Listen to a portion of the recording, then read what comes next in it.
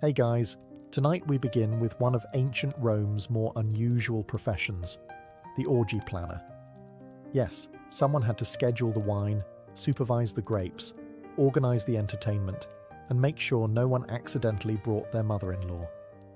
It might sound absurd, even decadent, but Roman feasting culture wasn't just about indulgence. It was about power, status, networking, and, well, quite a bit of nudity. So before you get comfortable, take a moment to like the video and subscribe, but only if you genuinely enjoy what I do here. And let me know in the comments where you're tuning in from and what time it is for you. It's always fascinating to see who's joining us from around the world. Now dim the lights, maybe turn on a fan for that soft background hum, and let's ease into tonight's journey together. Your eyes open before sunrise, not because you're disciplined, because you're anxious. You're the planner of tonight's elite Roman orgy, which means your brain has already conjured 17 things that could go wrong before breakfast. Your sleeping mat is still warm, your tunic is wrinkled, and someone has already shoved a scroll under your door. It crackles ominously. You unroll it with the grim resolve of a soldier reading his draft notice. It's from your patron's wife, who would like to remind you that last time the rose petals were yellow, not red, and guests noticed. You haven't even touched your barley yet. Outside, Rome is just waking up. But you're already juggling flaming amphorae in your mind. Today's guest list includes senators, artists, philosophers, 2 courtesans who hate each other, and, rumor has it, someone from the imperial family. Of course, no one tells you who. Could be a cousin. Could be Caligula. Either way, you'll be blamed if someone's peacock isn't sufficiently massaged. You step into your sandals and begin the day like any good Roman orgy planner, with dread and a clipboard. First order of business? Staffing. You sent runners yesterday to book flute girls, dancers, a harpist, and a man who walks on his hands while balancing a tray of figs on his feet. None have confirmed. You suspect at least 2 are currently drunk in the Subura. Then there's the food.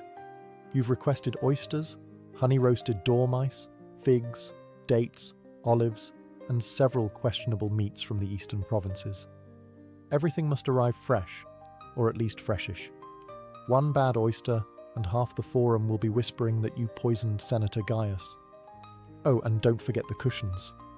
Last time, one of the divans collapsed under a toga-heavy magistrate, and the fallout was political.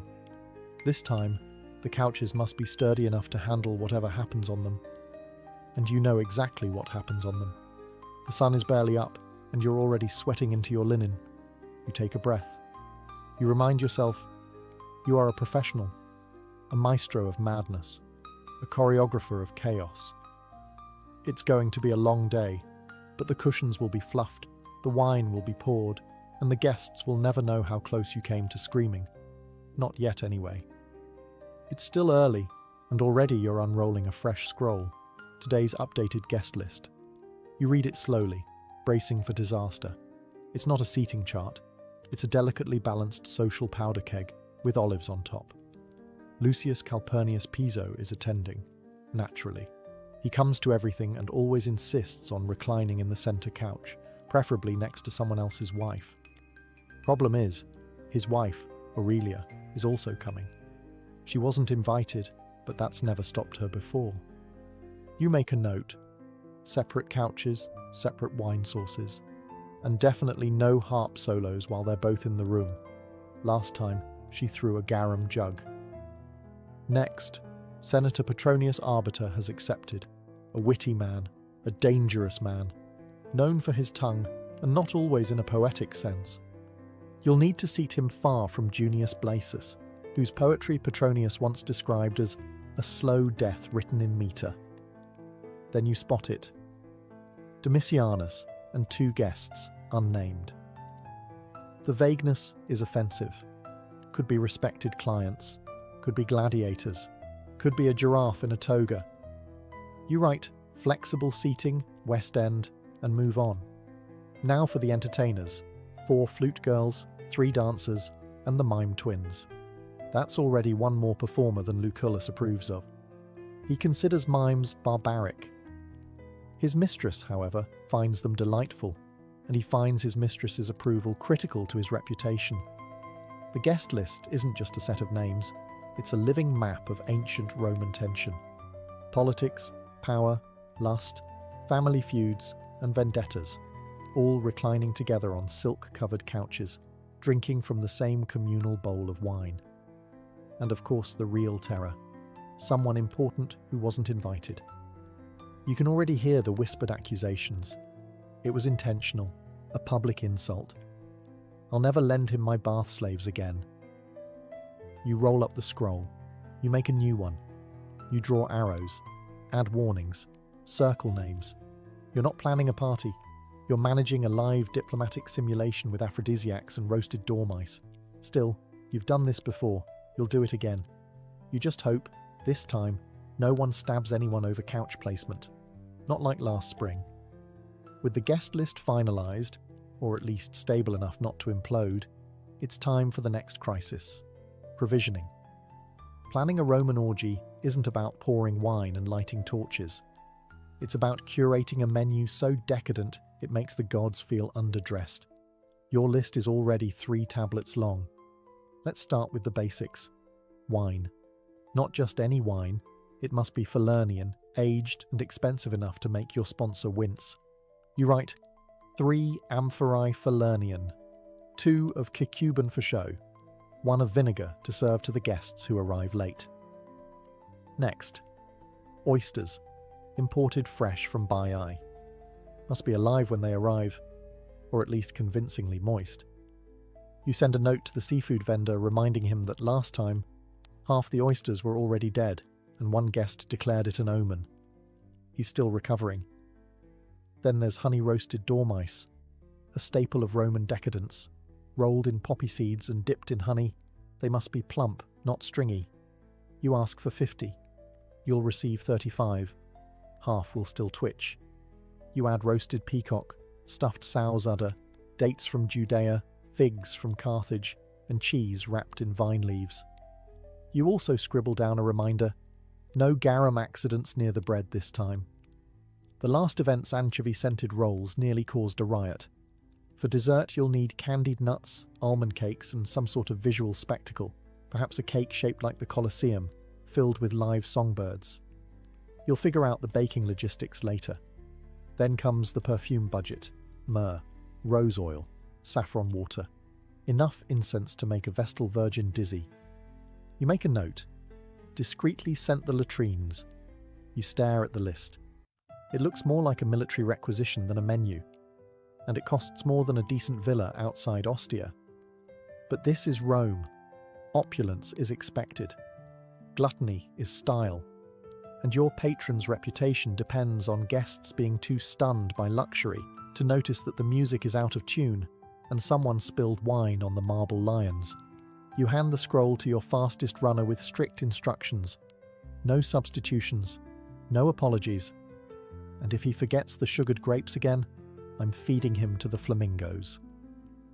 Time to pray to Mercury, god of commerce and delivery. Let's clear something up right away. A vomitorium isn't what you think it is. No, Romans didn't build special rooms just to purge mid-feast and make room for more peacock. That's a later myth, probably invented by someone who watched Romans eat and couldn't imagine another explanation. The vomitorium, in reality, refers to the entrance and exit passages in Roman amphitheatres, where crowds spewed out after events. But that doesn't stop modern imaginations from picturing marble-tiled throw-up lounges filled with perfumed nobles and feather fans. That said, Romans did overindulge, and if a guest quietly excused themselves to step out and refresh, no one asked questions. So as an orgy planner, it's your job to make sure the entire venue, from atrium to triclinium to discreet garden alcove, is ready to absorb the consequences of excess, in style. You begin the inspection. The banquet hall floors must gleam. Mosaic tiles, especially the part with Bacchus riding a panther, need a quick polish. You personally remove a grape stem stuck in the grout from last week's gathering. You know your standards. The latrines are cleaned, perfumed, and stocked with fresh sponges on sticks. The lemon-scented vinegar is refreshed. A candle burns gently near the doorway, not for light, for dignity. Out in the courtyard, you double-check the fountain basins. Guests have a habit of reclining too far and toppling in after their fifth goblet.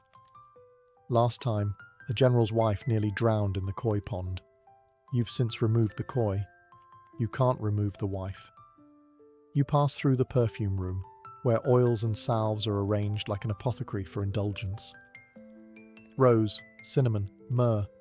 You sample one, and your wrist smells like a love letter to Venus. Perfect. Next, you inspect the vomitorium myth room. That is, a quiet hallway with a curtain, a chair, a bronze basin, and a polite slave stationed with a fan. It's not called that, of course. It's called the retreat, but everyone knows what it's for, and it too must sparkle, clean, scented, and luxurious. No matter how indulgent things get tonight, no one leaves this party feeling undignified. If they do purge, they'll do it surrounded by polished marble and tasteful murals of satyrs. That's your promise.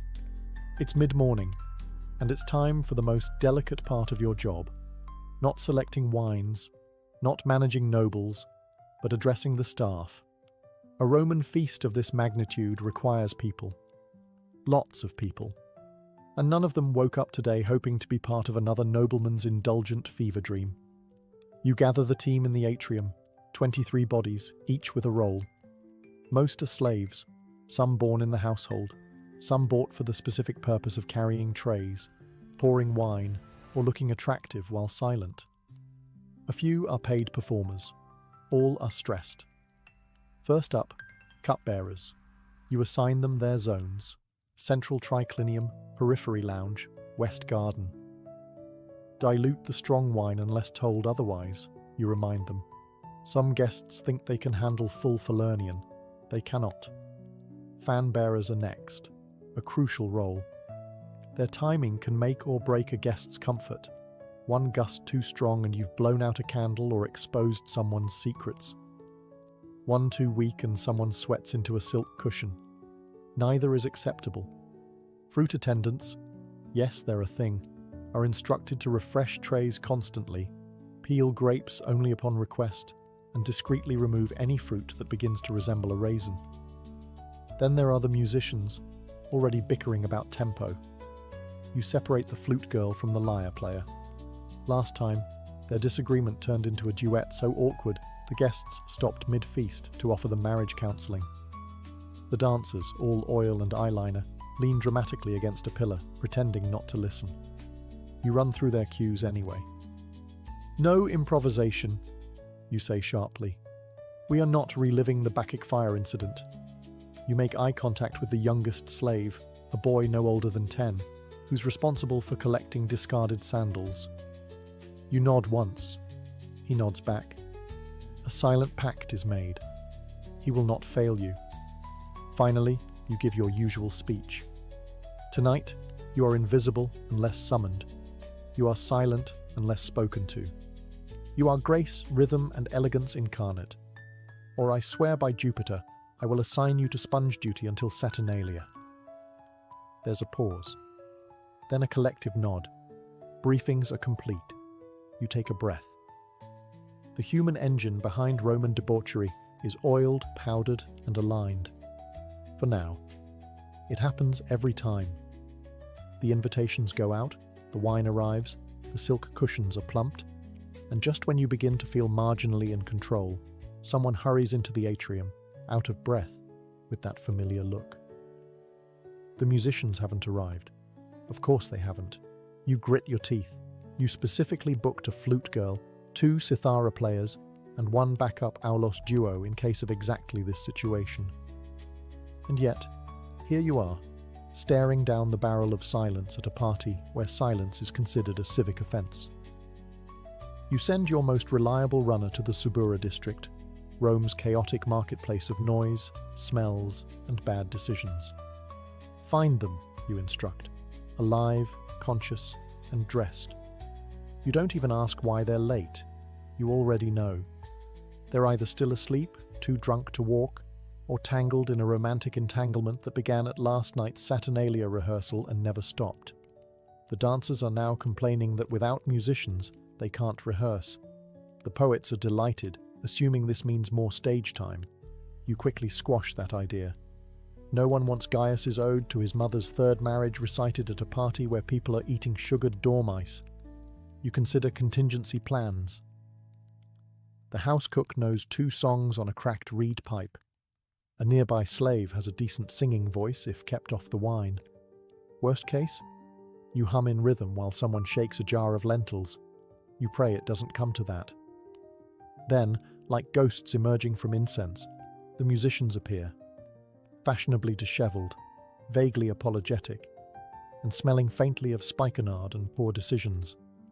One of the flute girls is missing a sandal. The other looks as though she's had her heart broken by at least 3 senators. Still, they're here. You assign their stations. One in the atrium, one near the main dining hall, one in the garden for ambience. You stress. No dramatic tempo shifts, no dirges, no impromptu solos unless someone's actually dying. They nod. Sort of. You exhale. Crisis averted. For now. But you keep your eye on the lyre player. He's tuning it slowly, lovingly. Far too lovingly for someone who isn't about to ruin everything with an improvised love ballad. You make a note. Station him near the door. Easy removal. If music is the soul of the party, seating is the strategy. You're not just placing guests on couches, you're navigating rivalries, romances, and enough unspoken tension to collapse a marble villa. The Roman triclinium, the classic 3-couch setup, seats 9. Technically, comfortably, closer to 7 if no one brings their pet leopard. You begin by sketching it all out on a wax tablet, muttering to yourself like a general planning a siege. Center couch, that's where the status goes. The summus locus, the place of honor, is reserved for the guest of highest rank. Unfortunately, 2 people think they're that person. Senator Piso and Governor Crispus both claim the title by birth, marriage, and sheer self-confidence. You'll need to decide who gets the top spot and who gets mildly poisoned wine. You also need to keep lovers near each other, but not too near, unless they're ex-lovers, in which case they must be divided by an entire bowl of olives and someone charming but very boring in between. Then there are the seat fillers, charming but forgettable citizens who exist to keep the peace. You place a wealthy equestrian next to a dramatic poet to absorb the impact.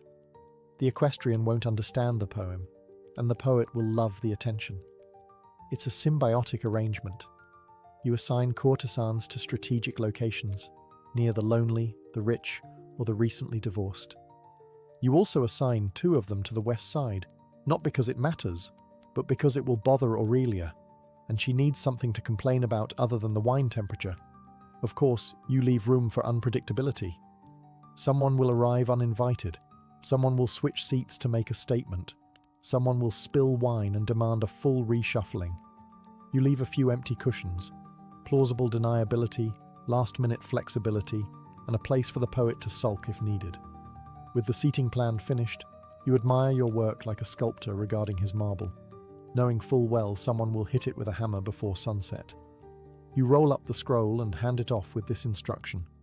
Place name tags in wax, and for the love of Jupiter, don't let anyone switch them. You know they will, but at least you tried. If the orgy is a performance, the kitchen is the backstage arena, and it smells like fire, figs, and utter panic. By mid-afternoon, the entire household is a choreography of controlled culinary chaos. The main cook, a former naval cook turned domestic warlord, is already shouting at a terrified assistant over the proper stuffing ratio for roasted dormice. You hear the words, honey, poppy seeds, and I will personally throw you into the Tiber. Excellent. Everything's on schedule. The main attraction tonight? Peacock, roasted whole, feathers reapplied for dramatic flair. It looks magnificent, tastes like shoe leather, and is mostly served so rich guests can brag about chewing something that had once strutted like a diva. The kitchen is also prepping a pig, which has been stuffed with live birds. Yes, that's a real thing. You roast the pig, Slice it open at the table, and surprise. Doves fly out. It's impressive, unsettling, and only mildly traumatic for the doves. Platters of figs, dates, and honey cakes line the counters. A pastry shaped like the Colosseum is being glazed. A slave accidentally eats part of it. He's promptly reassigned to grape-fetching duty. In one corner, someone's stirring a vat of garum, that infamous Roman fish sauce made from fermented anchovies, and the tears of anyone within sniffing range. You remind them loudly to keep it away from the bread. One garum-soaked loaf ruined last month's affair and started a 5-day feud between two magistrates. Meanwhile, the wine storage is being arranged. Amphorae of Falernian for the main guests, cheaper vintages for those who won't know the difference. You make sure the amphorae are labelled subtly. You've been burned before, literally, by an angry consul with a sensitive palate. Every corner of the kitchen hums with tension. Platters being polished, sauces reduced, meats larded, and pastry horns filled with mystery. You're everywhere at once, sniffing, tasting, directing. You're not just managing a meal, you're managing an edible spectacle that's expected to impress, intoxicate, and survive being hurled during an argument. As you walk past the oven, the head cook barks, "If anyone drops another dormouse, I'm feeding them to the peacock." You nod. Things are going well. You'd think selecting a scent would be easy, but in ancient Rome, perfume is a statement, and tonight's orgy is no place for amateur olfactory choices. The guests won't just taste and see opulence, they need to smell it. The air must reek of wealth, temptation, and the kind of confidence only achievable by people who bathe in imported rose oil. So you descend into the storage chamber, where tiny alabaster jars line the shelves like sacred relics. Myrrh from Arabia, cinnamon oil from Ceylon, saffron from Cilicia, and an experimental blend called Essence of Nile Lotus, which smells like an expensive pond. You've sniffed everyone. Twice. You begin composing the fragrance strategy like a battle plan. The atrium will smell of citrus and cedarwood, sharp, fresh, a clean opening note. The main triclinium? That's for heavier scents. Myrrh, frankincense, a touch of musk. It should whisper, "You might make a mistake tonight, and that's okay." The private garden alcoves, where secrets will be exchanged and togas will be strategically misplaced, get the seductive blend. Rose, cinnamon, and just enough spikenard to make someone faint if they stand too close. Then there's the perfumed oils for guests' hands and feet. You assign an attendant to warm them slightly.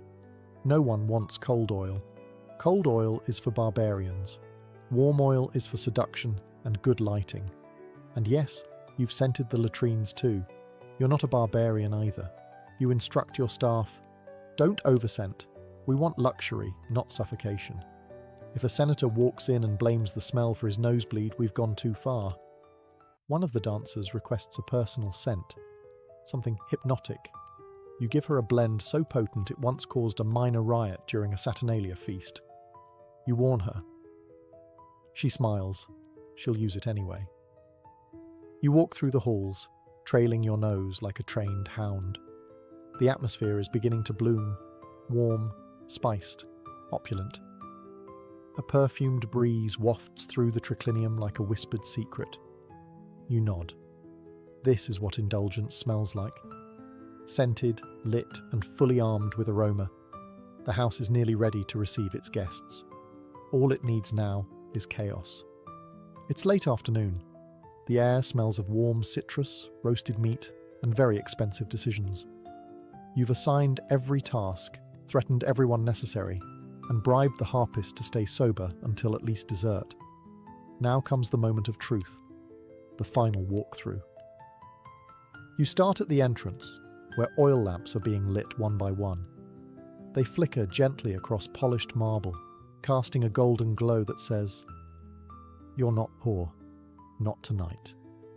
A flower boy sprinkles fresh petals at the threshold. You remind him not to overdo it. Last time, someone slipped on lavender and sued. Into the atrium. The bronze fountains are running. Grapes are pyramided in absurdly impractical displays. Pillows have been beaten, fluffed, and positioned with unnatural symmetry. You move one slightly to make it look less staged. It's important that decadence feels effortless, even if it's taken 32 hours and 2 minor breakdowns to achieve. Next, the triclinium, the main event space. Tables are low, recliners are perfectly angled. Each cushion has been dusted, perfumed, and strategically rotated to hide any wine stains from last month's senator's birthday disaster. You do a bounce test, soft enough to comfort, firm enough to survive. Activity. You inspect the tableware, silver goblets, bronze platters, blown glass amphorae. Bread is artfully arranged. Cheese is sweating slightly, but you decide it adds authenticity. You quietly remove a beetle from a fig. No one saw. It never happened. In the garden alcoves, the lighting is soft and ambiguous, just dim enough to be flattering, just bright enough to avoid accidents involving potted plants and dignity. A servant fans incense. The effect is ethereal. You pause and let yourself enjoy it, briefly. You spot a small detail. A flower out of place. You fix it. Another. A curtain that's not quite even. You adjust it. A final check. You inhale deeply. You listen. You walk through the space like a guest. It's beautiful, ridiculous, excessive, perfect. You sigh. For a moment, you let yourself believe it's all under control. Then someone rushes in. The guest of honor has arrived early, and he brought 3 extra wives. Of course he did. You smile tightly, straighten your tunic, and step into the fray. The first knock is not so much a knock as it is a dramatic thump followed by laughter. You take a breath. Here we go. The door opens. A slave pulls back the curtain with just enough flourish to impress but not overshadow. Your first guest, Lucius Calpurnius Piso, strolls in like he owns the place, despite not paying for any of it. He smells of strong wine, ambition, and imported cologne that cost more than a soldier's annual wage. He greets you with a grin and a wink. Tonight, my friend, we make Bacchus blush. Behind him, a trail of courtesans, a minor poet, and a man carrying a small lyre who may or may not be invited. You decide not to check. Guests begin pouring in, flowing robes, gold-threaded tunics, embroidered sandals, and expressions of affected boredom. They've all arrived early to show they're important, and they've all had at least one drink to show they're relaxed. You mentally recalibrate the wine rations. A slave offers perfumed towels. Another presents rosewater. One guest refuses both and instead demands a small amphora of something more Dionysian. You give him spiced wine. He calls it intellectual. You don't correct him. The garden fills with murmurs, introductions, judgments, hushed conversations that are somehow louder than actual conversation. Someone's already asked where the flute girls are. Someone else is eyeing the fruit pile like it owes them money. You keep moving, nodding, adjusting. You separate 2 senators who haven't spoken since the goat insult incident. You notice that Governor Crispus is reclining far too close to someone else's wife, and that the poets are gathering in a corner like storm clouds. One of the dancers strays too early into the center. You snap your fingers. Not yet. Timing matters. If everything begins too soon, it loses mystery. If it begins too late, guests complain. You want suspense. You want smoldering scandal. You pass a serving tray, discreetly pluck a grape, and keep walking. You spot one guest already snoring on a cushion, another polishing a dagger with butter. So yes, it's going well. For a Roman orgy, controlled chaos is the highest compliment. And tonight, you're almost insulted. The lyres are tuned. The flute girls are finally sober, or at least balanced, and the dancers are oiling their limbs like they're about to go into battle. You give the nod. The entertainment begins. A hush falls over the triclinium as the first dancer steps forward, golden veils flowing, anklets chiming, eyes fixed somewhere between divine inspiration and complete apathy. she begins to move. It's graceful, hypnotic, and exactly the level of theatrical sensuality that makes elderly senators feel poetic. The flute joins in, slow, spiraling notes that float through the perfumed air like incense. For a brief, beautiful moment, the entire feast slips into rhythm. Chewing slows, conversations hush, even the poet stops trying to recite. But then, of course, something goes off script. A guest demands a reenactment of the myth of Leda and the Swan. Another counters, no, Orpheus in the underworld, with real torches this time. A third suggests something involving naked gladiators, a water jug, and interpretive juggling. You smile politely and assure them it's all part of the plan. Meanwhile, the mime twins, who were specifically told to wait until the third wine course, enter early and begin miming an exaggerated scene of seduction involving a fig and a sausage. Half the room laughs. The other half looks confused. One man applauds like it's the theatre of Pompey. You resist the urge to pour wine directly into your eyes. The dancers continue. The musicians try to adapt. You spot the harpist improvising something mournful, possibly because she's just realized she's playing in the wrong key. Then someone throws a peach. At first it seems accidental, but then another guest throws a fig back. Now it's participatory. You step in quickly, raise your hand, and declare it a symbolic offering to Bacchus. Everyone cheers. Crisis averted. You make a note to never serve throwable fruit again. The entertainment surges forward. Music, movement, whispers, laughter. A flame dancer performs near the pool. A flute girl stumbles. A guest proposes to a statue. It's chaos. Gorgeous, perfumed, theatrical chaos. And this is where you shine. Orgy planner, stage manager, mood wrangler, fig diplomat. You adjust a lamp, nod to a server, and glide silently through the shadows, as if any of this was intentional. By the third course, the wine is no longer being served, it's being worshipped. The guests, draped across their couches like tipsy gods, are in full bloom, laughing too loudly, flirting too boldly, and forgetting basic facts like who they came with. You've instructed the servers to strategically dilute the wine. Falernian is strong. One amphora can convince a senator to sing poetry or confess to tax fraud. You water down the wine for the ambitious and leave it pure for the already hopeless. It's diplomacy by the jug. The conversations grow less philosophical, more personal. A young patrician loudly compares his wealth to Jupiter's. A merchant brags about owning 3 villas and a camel. A woman in pearls whispers a joke about the emperor's feet. You pretend not to hear. If she gets exiled, you'll miss her. She's great with seating arrangements. Across the hall, a poet is trying to seduce a philosopher using verse that sounds suspiciously plagiarized.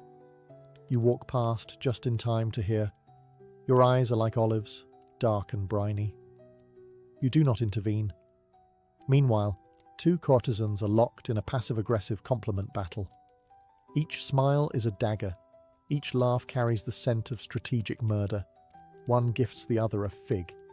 You take a mental note. Remove all figs by dessert. And of course, in the back corner, someone has decided to start a drinking game involving gladiator trivia. "Name 3 famous duels or drink," someone shouts. A minor senator tries to fake his way through an answer. He's booed. He drinks. He collapses gently into a pillow and begins quoting Virgil. In the garden, a guest is giving a speech. He believes he's being profound. He's actually just explaining how many slaves it takes to keep a marble fountain clean. No one stops him. It's tradition. The wine flows faster now. Amphorae are opened like promises. Cups are never empty. Boundaries blur. Names are forgotten. Stories are exaggerated. The orgy part of the orgy is inching closer. And still, you monitor the flow like a seasoned general. You adjust lighting. You slow the music. You stop a guest from drinking perfume. The orgy is heating up. And the scandals, they're just beginning to simmer.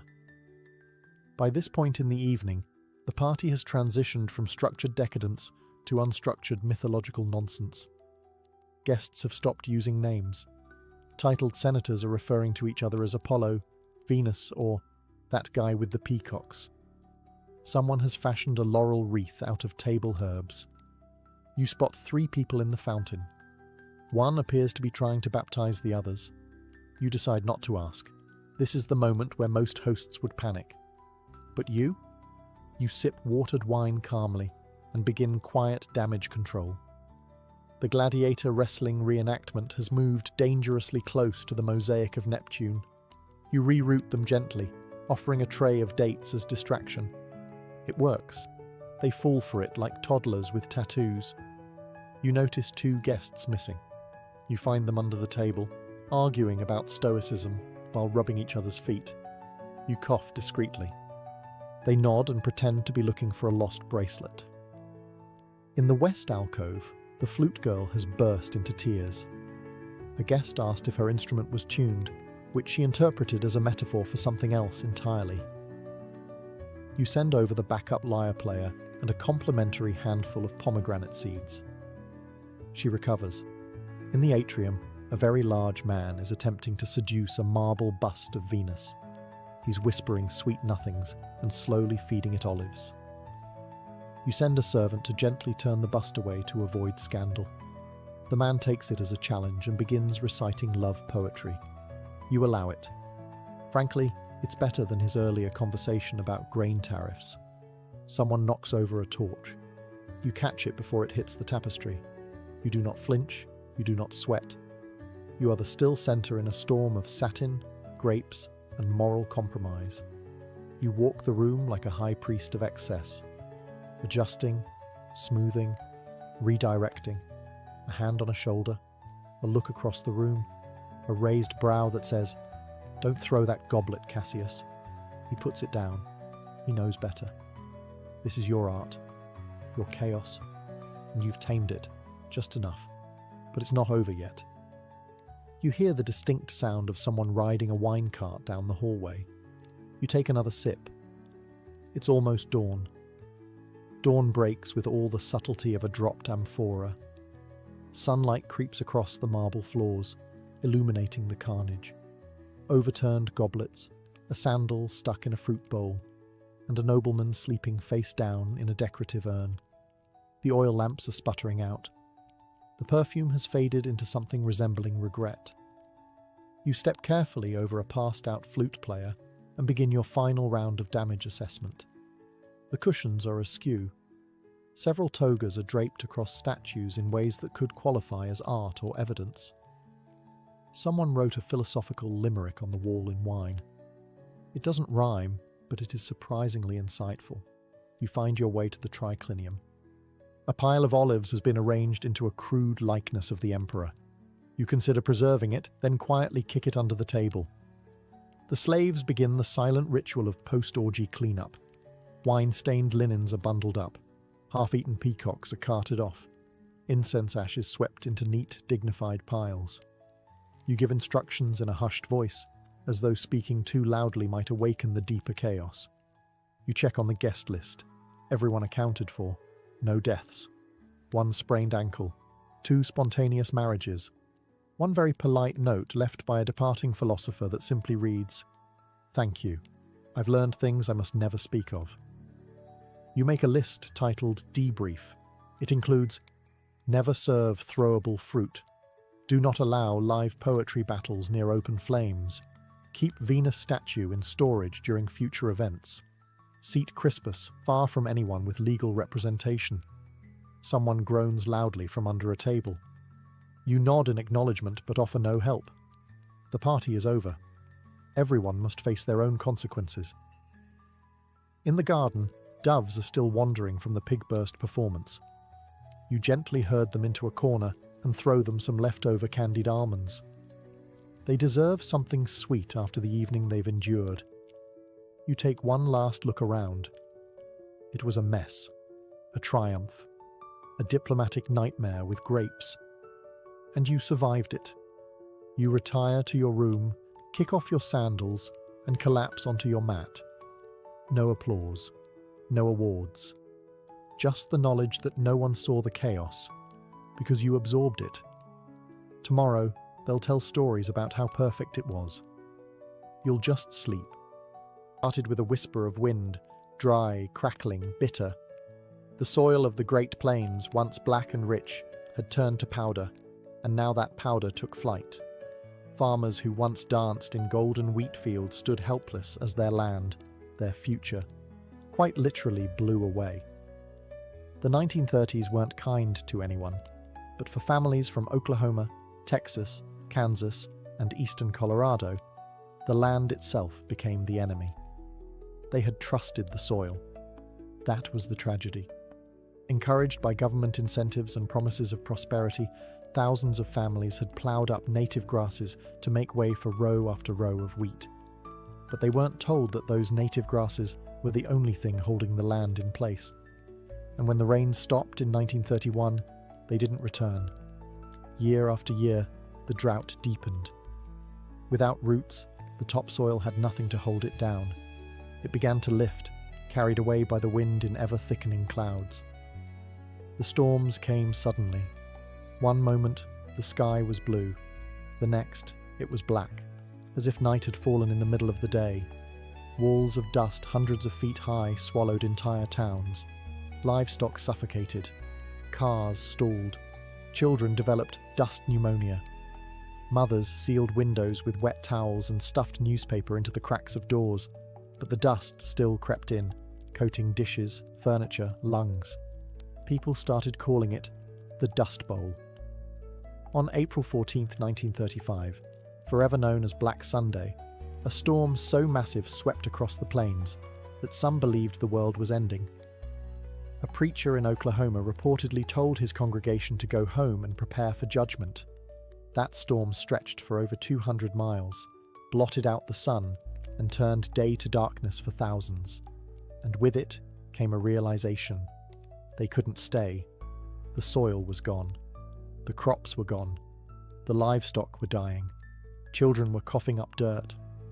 What was once a land of hope had become a graveyard of dreams. And so, with battered pickup trucks, jalopies held together with wire, and everything they owned strapped to the roof, families turned west, toward California, toward survival, towards something, anything better than this. They didn't yet know what waited for them on the other side, but they knew what they were running from, and it was gaining on them. The road west wasn't paved with gold, it was paved with desperation. As the Dust Bowl ravaged the plains, an exodus unlike any other in American history began. Families piled into rickety Fords and Chevrolets, often with 4 flat tires and more children than seats. Everything they had, mattresses, kettles, washboards, and heirlooms, was lashed down with rope. Their destination was a dream: California. Route 66 became the artery of escape. It stretched from the Dust Bowl states to the Pacific, winding through New Mexico, Arizona, and into California's Central Valley. For many, it wasn't just a road, it was a lifeline. Towns along the route swelled with migrants, camps sprang up near gas stations, and any rest stop with running water became a temporary home. They came by the thousands. An estimated 2.5 million people fled the southern plains during the 1930s. Most were small-time farmers, sharecroppers, and field hands. They left behind mortgages they couldn't pay, fields they couldn't save, and homes they could no longer live in. Many never looked back. Others wept as they crossed the state line. But California wasn't the promised land they had imagined. Newspaper ads had promised farm jobs and lush fields, but the reality was far harsher. By the time most migrants arrived, the Great Depression had already choked off much of the economy. Work was scarce, and wages were lower than survival required. At the state border, California Highway Patrol officers began turning people away if they looked too poor. Derogatorily nicknamed Okies, regardless of whether they were actually from Oklahoma, these migrants were viewed with suspicion and often outright hostility. Locals feared they'd bring crime, disease, or worse, competition for scarce jobs. Still, the travelers pressed on. In makeshift camps called Hoovervilles, named after President Hoover, who many blamed for their plight, they slept under tarps and cardboard. In the fields, they picked peaches, grapes, cotton, whatever was in season. Their children worked beside them, often in the blazing heat. A day's pay might buy a little bread, maybe beans. And yet, even through hunger and humiliation, they carried hope. Hope that the next field would pay better. That California would eventually deliver on its dream. That the road, however long and dusty, led somewhere better. Because to turn back wasn't just impossible, it meant surrender. And none of them were ready to do that. Once in California, the dust didn't follow them, but the hardship did. For the thousands of families who arrived seeking a better life, what they found instead were crowded, unsanitary migrant camps and a cold welcome from the locals. Entire communities of tents, shacks, and makeshift huts sprang up on the outskirts of towns and orchards. These were not homes, they were survival zones. Families crammed into shelters made from salvaged wood, tin scraps, cardboard, and canvas. There was little privacy. Water came from communal pumps. Toilets were often nothing more than dugout pits, shared by dozens. Illness spread fast. Malnutrition weakened the old and the young. Babies cried for milk. Parents prayed for work. The air might have been cleaner than Oklahoma's, but the mood was still suffocating. Tensions simmered. Local Californians saw the migrants as a threat. They feared that the flood of desperate laborers would undercut wages, and they were right. Growers could now offer pennies for back-breaking field work, knowing that someone, somewhere, would be desperate enough to take it. And so, wages plummeted. Conditions worsened. Exploitation became the norm. Sometimes the migrants' only refuge came from the federal government. The Farm Security Administration, FSA, created a handful of labor camps, like the one in Arvin, California, offering sanitation, medical care, and basic dignity. These government camps were different. Organized, clean, even democratic. Residents elected committees and settled disputes internally. But there weren't enough of them. Most families lived outside this safety net, in the informal, lawless settlements that ringed the agricultural valleys. They were often harassed by police, driven out of towns by angry mobs, or forced to keep moving to avoid detection. Local authorities labelled them vagrants. Some children were denied schooling. Others were too sick, or too busy working in the fields, to attend. And yet inside these camps, a culture of resilience grew. People played guitars around campfires. They told stories. They shared food. They sang. Songs like Hard Travelin' and Do Re Mi gave voice to their pain and their perseverance. These weren't just sad ballads. They were anthems of survival. Because even when life stripped them of land, home, and security, they still clung to community. And with community came strength. They were poor, but they were not broken. And slowly, something powerful began to grow amid the hunger: solidarity. For the children of Dust Bowl migrants, childhood was not a time of play. It was a daily exercise in endurance. Their toys were often sticks. Their games played in dirt lots beside roadside camps, and their classrooms were fields of crops. The Great Depression had already strained America's youth, but for these children, poverty came with an extra layer of dust and displacement. They weren't shielded from the struggle. They were part of it. Even young children worked alongside their parents, stooping to pick cotton, grapes, or beans for a few cents a day. Some were as young as 6, their small fingers blistered and raw by the end of each shift. School was a luxury. Constant relocation meant constant interruption. By the time they enrolled in a new school, it was time to move again. And if they made it to school at all, they were often unwelcome. Labelled Okie kids, they were mocked by peers and sometimes even by teachers. Their clothing, patched, sun-bleached, and often shared between siblings, marked them instantly. Their accents, their dust-bitten skin, their silence born of hunger, they all set them apart. Some schools refused to enroll them altogether. Others required them to clean toilets before attending class. Yet amid the adversity, these children developed an uncommon grit. They learned to care for younger siblings while their parents worked. They carried jugs of water to the fields, fixed broken shoes with scraps of rubber, and helped stretch meals made of beans, cornmeal, and lard. Despite the odds, there were small triumphs. Relief agencies occasionally provided books, soap, and even makeshift schools. In the rare government camps with stability, children could laugh, read, and learn, if only for a little while. It wasn't much, but for a child who had lived through dust storms, hunger, and homelessness, it was a start. Some grew up to remember these years, not just as ones of deprivation, but of togetherness. Families, though poor, were tightly knit. Storytelling, music, and shared chores created bonds that lasted lifetimes. The children might not have had toys or birthdays or summer vacations, but they had one another. And as they grew, many carried that resilience into adulthood, becoming the first in their families to find stable jobs, finish high school, or join the military in the coming war.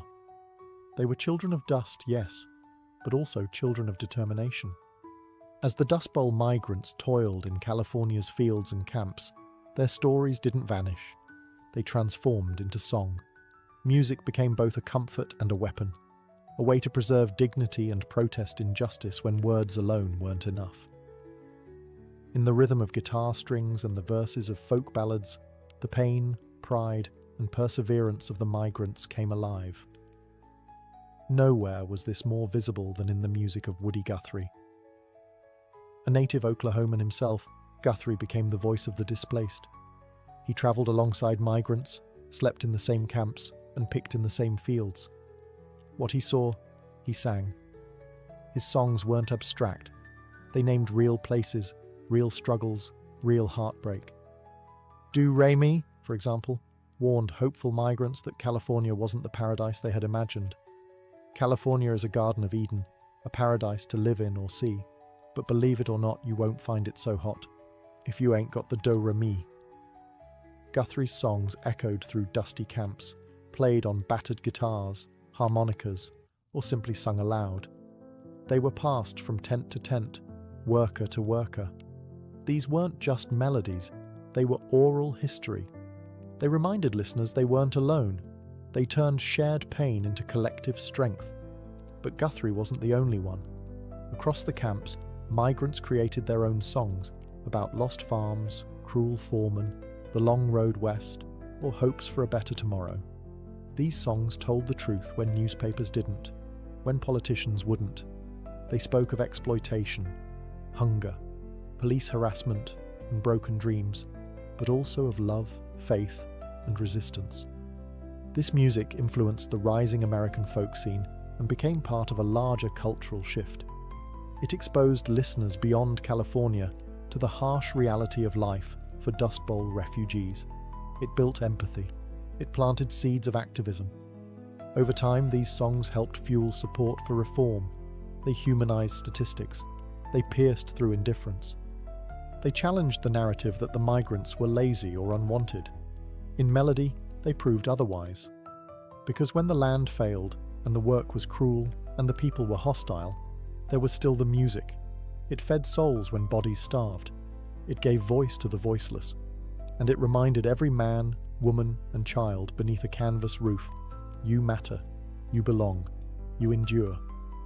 The migrants had their songs, but they also found a voice in literature, one that would echo far beyond the camps and fields. That voice belonged to John Steinbeck, a California native who witnessed the Dust Bowl migration firsthand and transformed the plight of the displaced into one of the most powerful novels in American history, The Grapes of Wrath. Published in 1939, The Grapes of Wrath followed the fictional Joad family, Okies from Oklahoma, as they made the harrowing journey west and encountered the brutal realities of migrant life. But while the characters were fictional, their suffering was very real. Steinbeck had traveled through migrant camps, spoken with families, and documented their lives in searing detail. He was outraged by what he saw: malnutrition, police violence, wage theft, and the erosion of human dignity. His words were not gentle. They were raw, furious, and unflinching. He described babies starving to death, men breaking under humiliation, women doing back-breaking labor while hiding pregnancies. Steinbeck didn't romanticize the poor. He honored them. He saw in them a resilience that refused to die. The novel sparked a firestorm. Some called it un-American. Growers and local officials denounced Steinbeck, accusing him of exaggeration and slander. One California Chamber of Commerce even burned copies of the book, but readers across the country couldn't look away. Suddenly, the faceless Okies had names, stories, and beating hearts. Steinbeck's work did more than raise awareness. It pushed for action. His reporting, combined with the influence of the Grapes of Wrath, helped pressure the federal government to investigate labor abuses and improve conditions for migrants. It brought national attention to a crisis many preferred to ignore. And just as important, it preserved a record. Long after the camps vanished and the winds settled, Steinbeck's story remained. For the children and grandchildren of the Dust Bowl migrants, it became a touchstone, a proof that what their families endured mattered, that their struggle had been seen. In a time when the poor were expected to suffer silently, the Grapes of Wrath shouted. It demanded that the nation listen, and many did. Because sometimes, the most powerful form of resistance isn't a protest sign or a song, it's a story. And Steinbeck told it like no one else could. As the Dust Bowl migrants flooded into California and the American public began to grasp the scale of the disaster, the federal government, under President Franklin D. Roosevelt, was forced to act. The suffering was simply too visible to ignore. Children were starving, camps were overflowing, fields were filled with desperate laborers, and America's image of itself as the land of opportunity was unraveling in real time. Enter the New Deal, Roosevelt's sweeping series of programs designed to rescue the country from the Great Depression. While the New Deal didn't solve every problem migrants faced, it marked a turning point. Agencies like the Resettlement Administration and later the Farm Security Administration, FSA, were created to offer aid, restore dignity, and attempt long-term solutions. The FSA, in particular, focused on the plight of displaced rural families. It built government-run labor camps in California and other states, structured communities with clean water, toilets, medical care, schools, and even playgrounds. These camps weren't luxurious, but to families who had slept in ditches and roadside tents, they were sanctuaries. Residents elected their own leaders and handled disputes internally, creating some of the only democratic spaces these families had ever known. The camps also became cultural havens. There were libraries, music events, even classes in English and farming. For many, they were places where a new kind of rural American identity began to take shape, one that valued self-governance, solidarity, and pride. Outside the camps, the New Deal offered jobs through the Works Progress Administration, WPA, and the Civilian Conservation Corps, CCC, although these were often hard to access for transient migrants.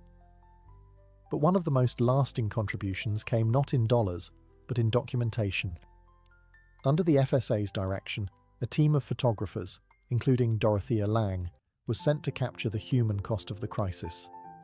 Her haunting photo, Migrant Mother, became an instant symbol of Dust Bowl-era suffering.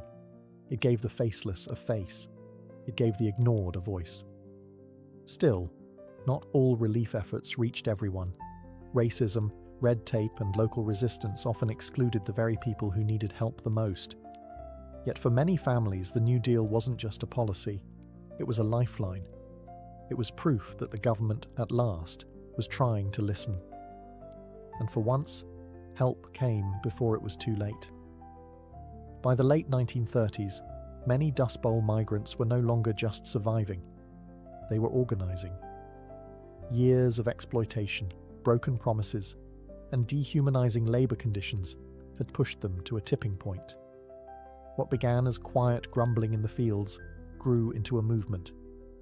A wave of strikes, boycotts, and labor protests swept through California's agricultural valleys as migrants demanded better wages, safer conditions, and basic human dignity. It was a dangerous gamble. Growers were powerful. They had money, political connections, and the police on their side. Striking workers were often arrested, beaten, or run out of town. Some were blacklisted from future employment. Others were attacked by hired enforcers. But despite the risk, the workers stood their ground.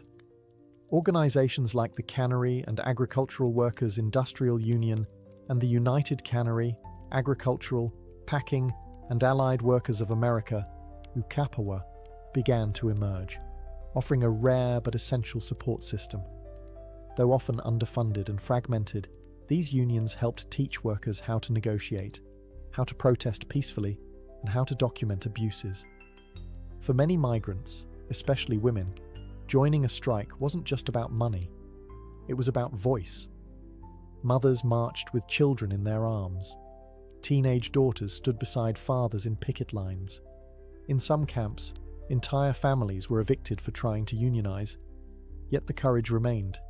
In 1933 and 1934, massive cotton strikes broke out across the San Joaquin Valley. Thousands walked off the job.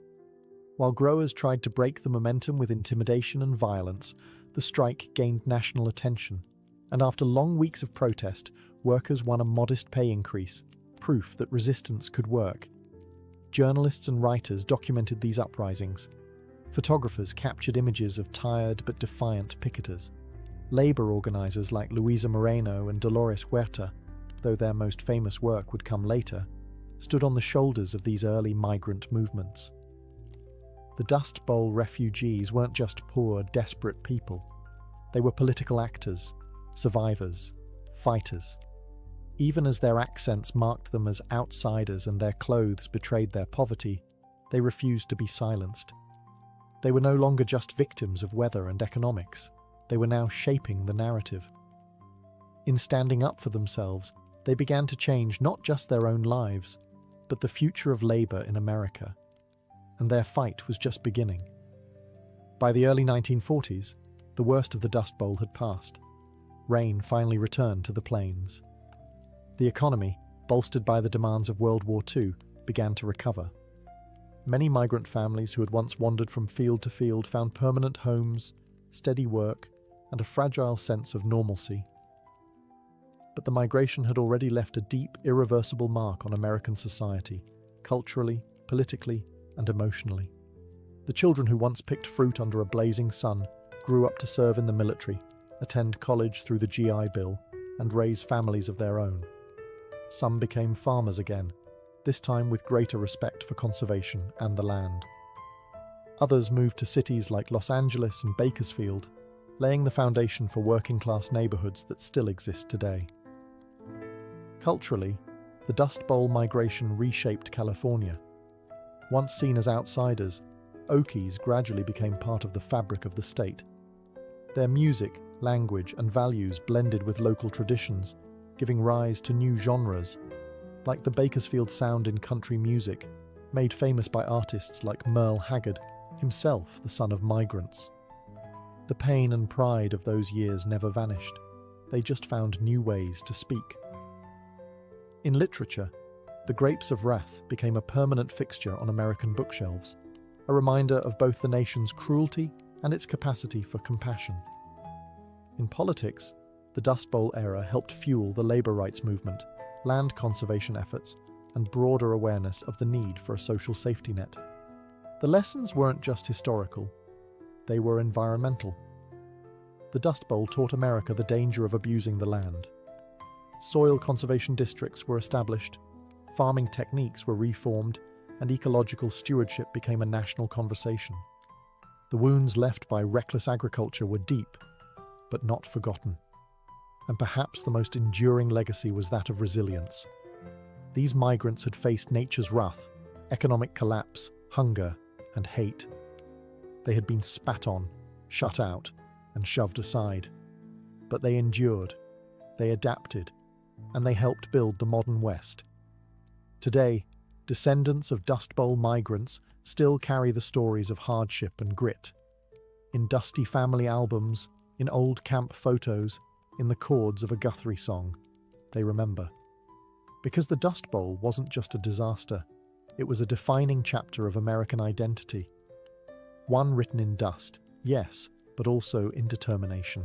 Imagine a world with no paper, no books, no Google, just memory and voice. That was the reality for nearly all human societies for most of our existence. Long before alphabets were carved into stone or ink flowed onto parchment, Knowledge was preserved in stories, songs, and spoken rituals. Oral tradition wasn't just a method of sharing information. It was the primary engine of civilization itself. In these societies, memory was a sacred duty. Stories weren't told for entertainment alone. They were the vessels of identity, law, morality, and survival. Elders passed on creation myths, ancestral lineages, laws, customs, and taboos. Farmers learned planting cycles from seasonal chants. Hunters remembered terrain through rhythmic recitations. Parents taught children life lessons through fables and parables. Everything essential, who we are, where we come from, how to live, was carried in the voice. Because there was no written backup, accuracy mattered. Oral cultures developed sophisticated memory techniques to preserve knowledge. Rhythm, rhyme, meter, repetition. These weren't stylistic choices. They were mnemonic devices. Stories had structure for a reason. Chants and epics were designed to be unforgettable, and they had to be. In a world where the past lived only in minds and mouths, forgetting wasn't just a lapse. It was a cultural crisis. But oral tradition was never static. It was flexible, responsive. Each retelling carried a pulse of the present. A storyteller might adjust a tale for a new audience, or shift emphasis depending on context. This made oral knowledge both enduring and adaptable, a living, breathing archive. It wasn't stored on dusty shelves. It walked, talked, danced, and sang. Storytellers themselves held immense social power. In many cultures they were revered. They weren't just performers, they were memory keepers, truth bearers. In some places, they were spiritual guides or political advisors. In others, they held the sole responsibility for preserving centuries of wisdom. Losing a master storyteller could mean losing a nation's history. In the absence of written words, societies didn't descend into ignorance. They found other ways to thrive. Oral tradition ensured continuity across generations. It stitched time together. It connected the dead to the living, the individual to the community, the past to the future. And in many corners of the world, it still does. In the heart of West Africa, history walks and talks. It sings. It remembers.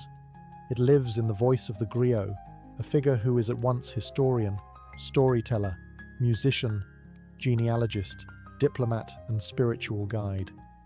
In societies stretching from Mali to Senegal to Guinea, griots have preserved centuries of memory without ever writing a single word. The role of the griot isn't just cultural, it's essential. For the Mande peoples and others, griots are keepers of oral archives, entrusted with the collective knowledge of clans, lineages, and empires. They know who married whom, who fought which war, what treaties were signed, and what legends lie behind every village name. A griot can recount a genealogy that spans dozens of generations, recited without hesitation. This isn't casual storytelling. Griots undergo years, sometimes decades, of intense apprenticeship. From a young age, they are trained to memorize thousands of lines of verse, master complex melodies on traditional instruments like the kora, and understand the historical, political, and spiritual weight behind each word. Knowledge is passed down orally, from master to apprentice, generation to generation. Griots often serve at royal courts, advising kings and chiefs. When a ruler makes a major decision, whether to go to war, marry into a rival clan, or forge an alliance, it's the griot who offers historical precedent, reminding leaders of past mistakes or ancient promises. In this sense, griots are not only entertainers but moral anchors. Their role helps ensure continuity, legitimacy, and wisdom in leadership. Even today, in the digital age, griots remain influential. They perform at weddings, funerals, naming ceremonies, and national events. Their stories remind communities of who they are and what they've overcome.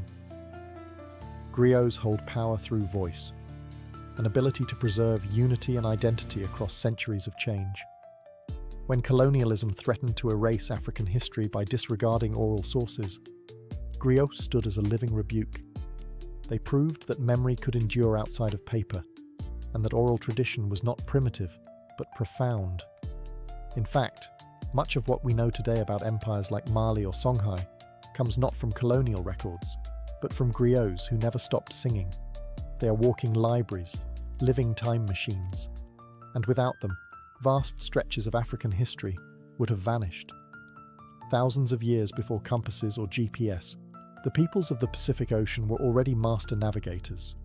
From tiny canoes, they charted one of the largest expanses of water on Earth, sailing from island to island across thousands of miles. They had no maps, no written instructions. Instead, they had oral tradition, a deep, embodied knowledge passed from one generation to the next, preserved not in books, but in the blood and bones of memory. At the heart of this tradition were the wayfinders, highly trained navigators who used the stars, ocean swells, cloud formations, bird flight patterns, and even the color of the water to find their way. This knowledge wasn't guesswork. It was precise, tested over generations of voyaging, but it wasn't written down. It was memorized through chants, songs, and visualizations, taught over many years in sacred training. One of the most famous examples of this oral memory system is the star compass, used by Polynesian navigators. This mental map divided the horizon into specific points aligned with the rising and setting of stars. Each star had meaning, direction, and seasonal timing. Wayfinders would chant these stars in a sequence, imprinting entire navigational routes into their minds like a living GPS. The knowledge didn't stop with astronomy. Navigators memorized sequences of islands, stories of past voyages, ocean swells, seasonal winds, and oral genealogies of their own lineages, because navigation wasn't just about travel, it was about identity. To sail the ocean was to trace the steps of your ancestors, to renew your connection to them with every voyage. Oral tradition also safeguarded cultural history. Myths of great migrations, origin stories, and the deeds of legendary seafarers were recited with reverence. These tales weren't just entertainment. They were survival manuals. They told when and where to travel, where fresh water could be found, what reefs to avoid, and what omens to heed.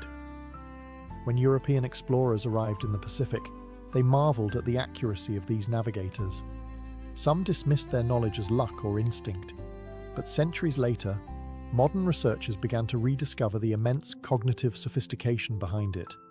Today, Polynesian voyaging societies are reviving these oral traditions, training new generations in the art of wayfinding without technology. Because in Polynesia, to remember is to navigate, to speak is to sail, and to forget is to be lost at sea. Long before the written word carved its place in Greek culture, bards travelled from town to town, reciting epic tales that would define Western literature. Among these storytellers was a name that echoed through millennia: Homer. Whether he was a single historical figure or a composite of many voices, Homer's Iliad and Odyssey are towering testaments to the power of oral tradition.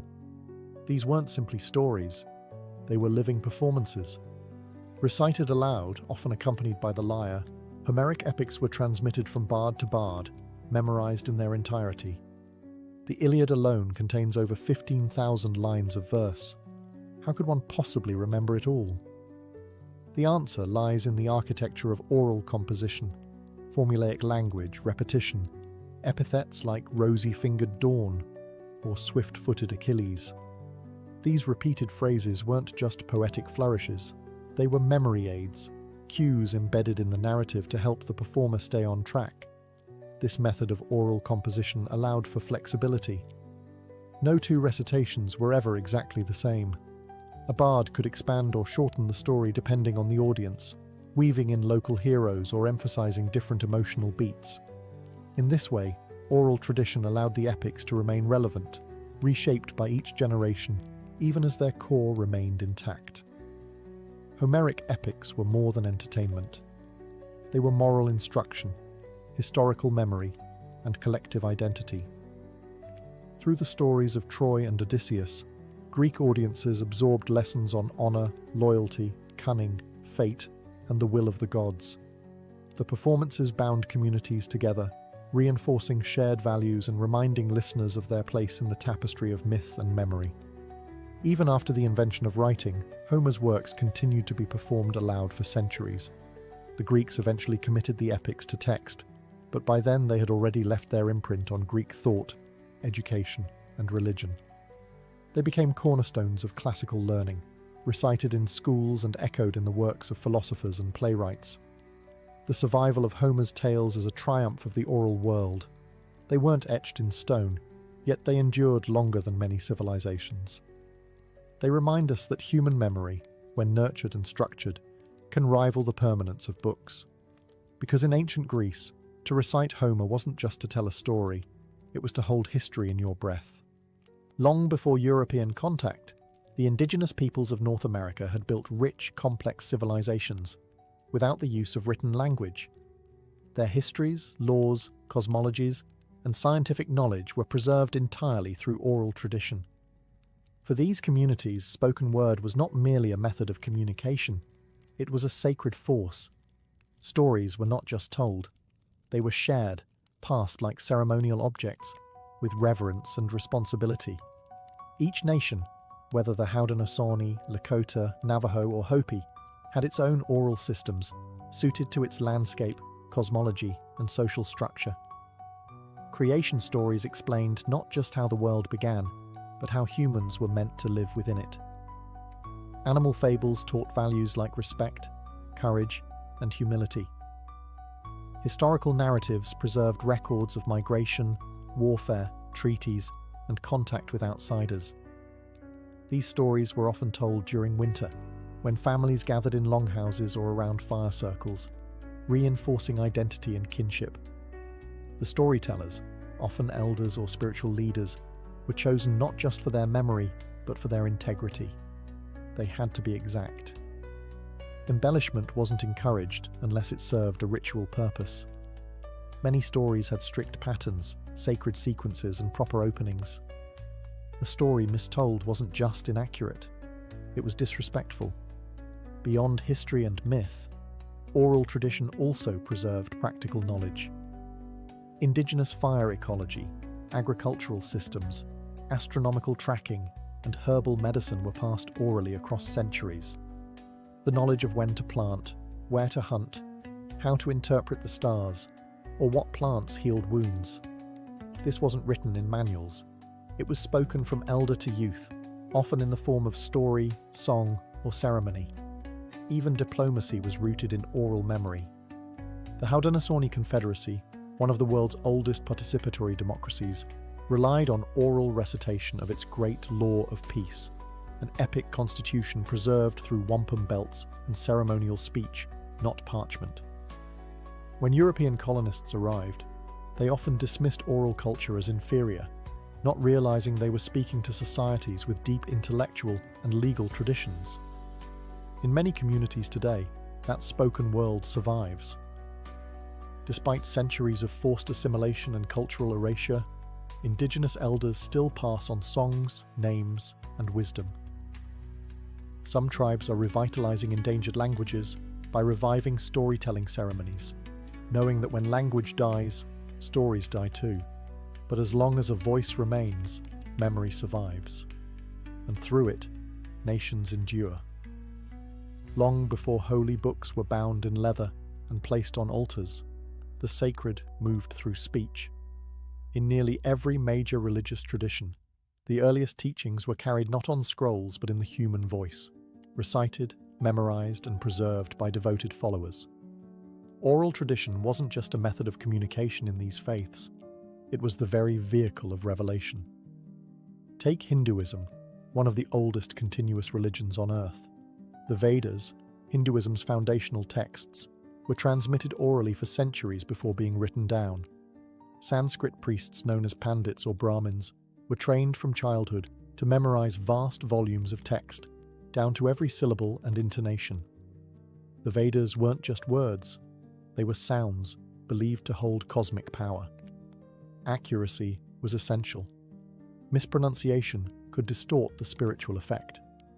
And so, oral recitation was treated with precision, rhythm, and reverence.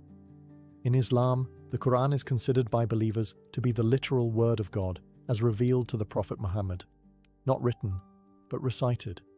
Even today, millions of Muslims memorize the Quran in its entirety, a practice known as becoming a hafiz. The oral tradition here isn't a supplement to the text, it's central. The melodic cadence of Quranic recitation, passed from teacher to student, sustains spiritual meaning and connects the listener to centuries of unbroken transmission. Christianity also began as an oral tradition. The stories of Jesus, the parables, the early miracles, they were shared aloud in gatherings before the Gospels were ever written. Early Christian preachers traveled from village to village, speaking to crowds, debating, converting. Even after the New Testament was compiled, most congregants couldn't read. Faith was still heard, not read. Psalms were sung. Sermons were preached. Scripture lived in ears before eyes. In Judaism, oral tradition forms the backbone of rabbinic teaching. The Mishnah and Talmud, key texts of Jewish law and interpretation, were initially preserved through complex oral chains of transmission. Rabbis debated and discussed teachings aloud, often committing thousands of lines to memory before anything was committed to ink. Across faiths, oral tradition ensured that the divine remained living, dynamic, spoken, and sung. Even today, believers continue these practices. Scripture is chanted, prayers are recited, mantras are whispered.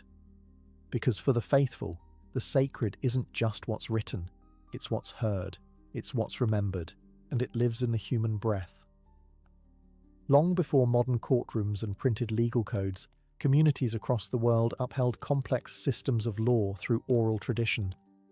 Justice wasn't dispensed by reading from a book, it was spoken, memorized, and performed. In these societies, legal knowledge was a living memory, carried by elders, chiefs, judges, and councils, who ensured that fairness, obligation, and punishment were remembered and respected. Among the Gaelic Browns of Ireland, justice was entirely oral for centuries. The Browne laws, a detailed and intricate set of legal principles governing everything from land disputes to honour debts, were transmitted by trained legal scholars who memorized thousands of verses and precedents. These judges didn't carry books, they carried legacy. They recited decisions with precise language, referencing past judgments and using poetic form to aid memory and preserve consistency. In sub-Saharan Africa, many societies relied on elders and councils to enact justice through oral systems. In the Igbo, Zulu, or Ashanti traditions, legal matters were resolved in public gatherings, where testimony was spoken, witnesses recounted events, and judgments were issued through consensus. The absence of writing didn't mean a lack of structure. Memory was the law, elders were the archives, and the spoken word held full authority. Similarly, indigenous communities in North America used oral justice systems to resolve conflict and maintain harmony. The Haudenosaunee Confederacy relied on condolence ceremonies and consensus-based decision-making guided by the Great Law of Peace, a constitution transmitted orally and reinforced through wampum belts, beaded mnemonic tools. Laws were often embedded in stories, myths, and metaphors, reinforcing values like reciprocity, respect, and responsibility. These oral systems were not rigid, they were adaptable. They could evolve with changing times, incorporating new realities without needing to revise written codes.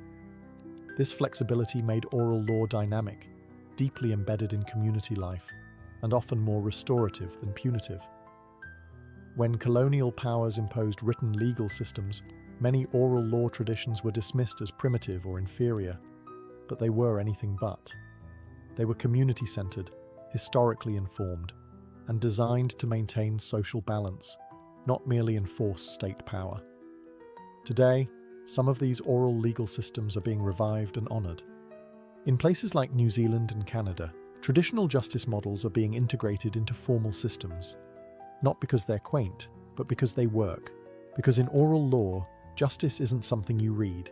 It's something you hear, something you remember, and something your whole community understands. At the heart of every oral tradition lies a human being, the storyteller. More than just a narrator, the storyteller is a performer, a teacher, and a guardian of cultural memory. Whether standing before a royal court or sitting by a village fire, they use voice, gesture, rhythm, and emotion to transform memory into living experience. In oral societies, storytelling isn't just an act, it's an art form with structure, training, and purpose. Memory is the storyteller's greatest tool, but this isn't memory as most people know it. Storytellers often train from childhood, absorbing tales word for word, gesture for gesture, tone for tone. They learn through apprenticeship, listening to masters for years before ever telling a story themselves. Precision matters. The wrong detail can twist a sacred myth or misrepresent a lineage. And yet, flexibility is also part of the craft. A master storyteller knows how to adjust timing, tone, or content to suit different audiences, moments, or emotional atmospheres. Across cultures, performance is central. In Japan, rakugo performers sit on stage with only a fan and a cloth, bringing entire casts of characters to life through changes in pitch, facial expression, and timing. In India, the Kathakal tradition combines dance, mime, and song to retell ancient epics like the Mahabharata. In West Africa, griots use instruments like the kora to accompany their recitations, turning history into melody. Storytelling, then, isn't static. It's theatre with memory as its script. The audience is never passive. In oral cultures, storytelling is communal. Listeners gasp, laugh, respond. They know the tales, but come to hear them again, for how they're told matters as much as what is told. A familiar myth can feel new, fresh, even revelatory, depending on the teller's skill. Importantly, storytelling is not entertainment alone. It's education, history, ritual, law, and survival. A story may teach a child what plants are poisonous. It may encode directions across a desert or rules about kinship and taboo. Often, the lesson is buried in metaphor, understood only with maturity. The storyteller is thus a cultural cornerstone. When they speak, they echo generations. They don't just remember the past, they embody it. Because in oral tradition, memory doesn't live in books, it lives in people. And when they speak, entire civilizations speak with them. In a world ruled by screens, algorithms, and cloud storage, it might seem like oral tradition has faded into the background. But in truth, it's not dying, it's evolving. The digital age, far from erasing spoken heritage, has given it new platforms, new audiences, and new power. Memory, voice, and story are once again central, not just in ancient rituals, but in podcasts, spoken word poetry, voice notes, and viral videos. The medium has changed, but the human impulse remains the same, to remember through voice. Social media, ironically, has brought us back to something ancient. TikTok creators tell modern parables in 60 seconds. YouTubers revive myths and folktales for millions. Podcasts have become the new campfires, where people gather, through headphones instead of hearths, to hear stories that move, teach, or entertain. And in many indigenous and marginalized communities, digital tools are now being used to record elders, revive languages, and archive oral history before it's lost. Technology is also empowering cultures once ignored. Smartphone recordings of grandmothers telling ancestral stories or children learning tribal songs are being shared across continents. Entire archives of oral knowledge are now stored online, searchable and shareable. What was once locked in a single storyteller's memory can now be accessed by thousands, with the press of a button. Yet this raises important questions. What happens when oral tradition is frozen into a digital file? Can a recorded story carry the same energy, nuance, or spiritual weight as a live performance? Will future generations still know how to listen, respond, and feel a story in their bones? not just their ears. The digital world gives oral tradition permanence, but also detaches it from the living exchange that once defined it. A story told face-to-face carries gestures, emotion, silence, and community. It is shaped by the mood of the room, the age of the listener, the time of night. Can a story still breathe in a digital archive? The answer may lie in balance. Oral tradition doesn't have to vanish in the face of modernity. It can blend with it. Podcasts can preserve memory. Live-streamed storytelling can unite global audiences. What matters is not the format, but the intention. Because as long as people speak, and others listen, oral tradition survives. Not as a relic, but as a living bridge between past and future. And its next chapter is being written with voice, not ink. War. Tucked deep within Egypt's western desert, beyond dunes that roll like waves and sun-bleached rocks that shimmer under a brutal sun, lies the Siwa oasis, a place of improbable life and ancient mystery. Surrounded on all sides by arid desolation, Siwa is a mirage made real. Cool freshwater springs, groves of date palms, and olive trees where there should be none. But its true claim to fame is not its beauty or its isolation. It's the divine voice that once echoed from its sands. Here, at this remote outpost near the borderlands of Egypt and Libya, stood the temple of the Oracle of Amun, a sacred sanctuary dedicated to one of Egypt's highest gods. Amun wasn't just a deity of the Nile. His influence extended across empires, merging with the sun, god Ra, to become Amun-Ra, the king of the gods. But Siwa's oracle wasn't just a religious outpost. It was a spiritual beacon, a place where men came not to worship blindly, but to ask questions of fate and receive answers. Unlike the colossal temples of Thebes or Karnak, the temple of Amun at Siwa was modest in size. Built from limestone and mud brick, weathered by centuries of heat and wind, its strength lay in silence and secrecy. The temple was nestled within the town's sandstone cliffs, overlooking the vast sweep of the desert. It felt less like a monument and more like a whisper from the divine, hidden, intimate, powerful. The oracle at Siwa was said to speak through the high priest in trances or ritualistic ceremonies, delivering answers from Amun himself. Those allowed to approach the shrine brought questions of war, succession, and identity. Not just common folk, but pharaohs and conquerors journeyed across the blistering sands, seeking a glimpse of their destiny. What made Siwa different was not just its isolation, it was its independence. Though nominally part of Egypt, the oasis existed in its own rhythm. Its inhabitants spoke a Berber dialect. Its priests were not mere tools of the state. They guarded the oracle with fierce autonomy. The desert itself was a barrier, both literal and spiritual. To reach Siwa was a test of resolve, but to hear the oracle's voice was to receive something few ever did, certainty from the gods, or so it was believed. The oracle of Amun at Siwa wasn't like other oracles. It didn't dwell in the bustling cities of Egypt or the rich temples of the Nile Valley. It existed in silence, surrounded by nothing but dunes and the haunting wind. This isolation gave it mystique and power. People believed that only in such stillness could the gods be heard. The rituals of the oracle were cloaked in secrecy. The high priest, acting as the mouthpiece of Amun, would retreat into the inner sanctum, where only a select few were ever permitted. There, in a chamber heavy with incense and guarded by thick stone walls, he would enter a trance-like state, his voice said to carry the weight of divine wisdom. Questions were asked in hushed tones. Answers, once delivered, were obeyed without challenge. The answers themselves were often cryptic, cloaked in ambiguity, yet full of meaning. Like the Greek oracle at Delphi, the oracle of Siwa rarely spoke in direct terms. Its power lay in suggestion, in offering direction without dictating fate.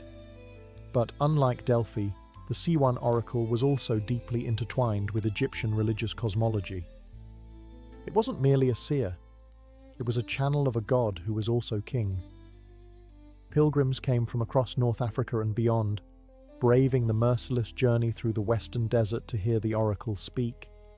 Merchants, generals, tribal leaders, and even kings arrived with offerings, oil, incense, gold, hoping for divine insight into the most difficult choices of their lives.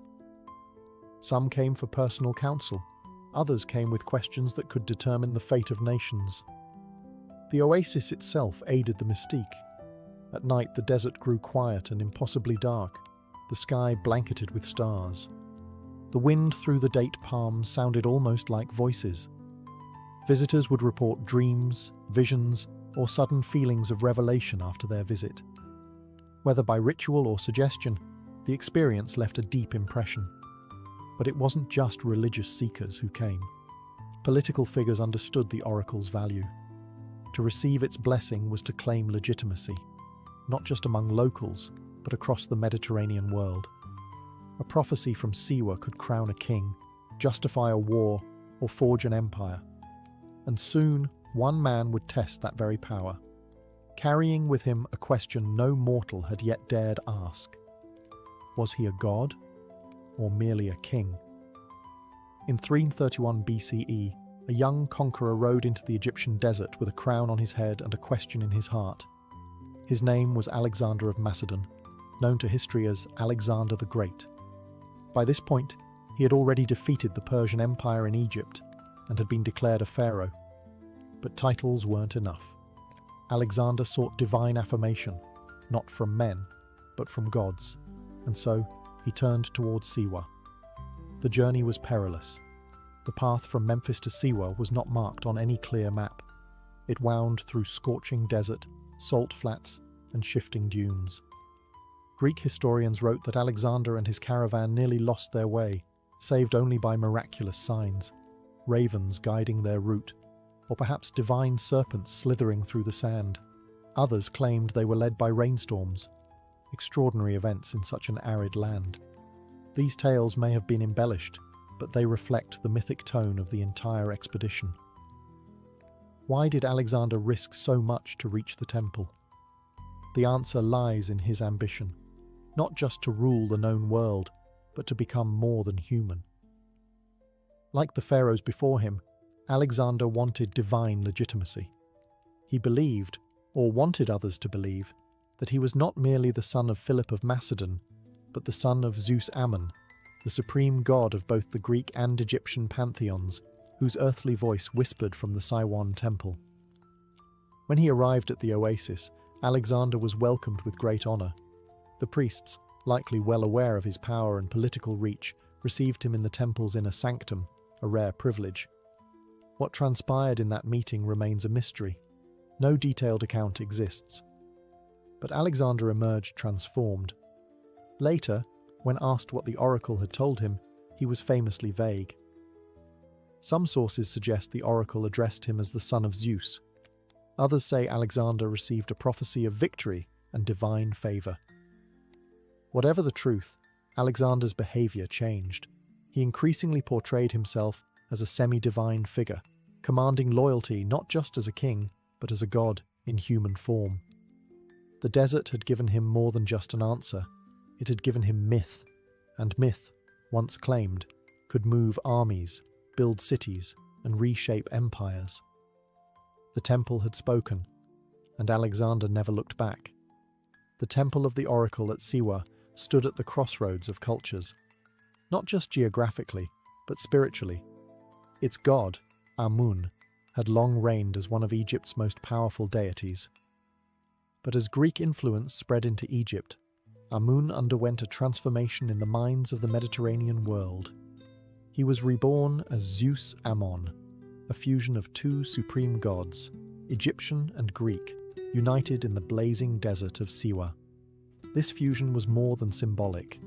It reflected a broader syncretism, the blending of beliefs, images, and rituals that occurred when empires collided. For the Greeks, Zeus was the king of the gods, thunder-wielding, bearded, omnipotent. Amun, for the Egyptians, was the hidden one, unseen, mysterious, the breath behind all creation. He was often depicted with a ram's horns, symbols of virility, power, and divine presence. When Greeks encountered Ammon, they recognized a familiar authority and gave him the name Zeus Ammon. At Siwa, this blended identity took on extraordinary weight. The priests there were Egyptian, trained in ancient rites, yet their fame reached the Hellenistic world. For visiting Greeks like Alexander the Great, the oracle of Zeus Ammon represented not only a divine voice, but a bridge between civilizations. If Alexander could be declared the son of Zeus Ammon, he could rule both Greeks and Egyptians with a single divine lineage. The imagery followed him. Coins minted during his reign began to show Alexander adorned with ram's horns, a direct reference to Zeus Ammon and his divine paternity. This wasn't a stylistic flourish, it was a political message. Alexander wasn't just endorsed by the gods, he was of the gods. This claim helped unify a vast empire where religion was as much a tool of rule as sword or law. Zeus Ammon's cult spread beyond Siwa. Temples were built or rebranded in his name across North Africa, Greece, and even parts of Asia. Pilgrims continued to make the trek to Siwa, drawn by the mystique of a god who was both familiar and foreign, both Greek and Egyptian. The temple had become more than a shrine. It was a cosmic junction, where empires, gods, and destinies met. In the echo of its oracle, one could hear the voice not of a single culture, but of a world in transformation. And in that transformation, Zeus Ammon reigned supreme. Unlike the towering pylons of Luxor or the sprawling avenues of Karnak, the temple of the oracle at Siwa was modest in scale, but monumental in meaning. Built into the limestone cliffs of the Akurmi Hill, the structure blended seamlessly into its desert surroundings, almost as if it had emerged from the rock itself. But this wasn't a flaw of grandeur, it was a choice. The temple's power came not from its size, but from its secrecy. Approaching the temple, pilgrims would pass through winding pathways and narrow gates, ascending toward a sanctuary carved into the hill. The complex included a forecourt, a small hall, and finally the Holy of Holies, the inner chamber where the oracle's voice was said to reside. This final space was off limits to all but the high priest and select individuals, like Alexander. Its simplicity concealed its sanctity. There were no grand statues or golden shrines, only silence and the unseen presence of a god. The temple's design served a purpose, to disorient and humble. The tight corridors and sharp angles forced visitors to slow down, to lower their heads, to move with caution and reverence. In the desert, where vastness and exposure ruled, the temple offered enclosure and stillness. Light barely entered the sanctuary. Incense would have hung heavy in the air. Echoes turned whispers into something otherworldly.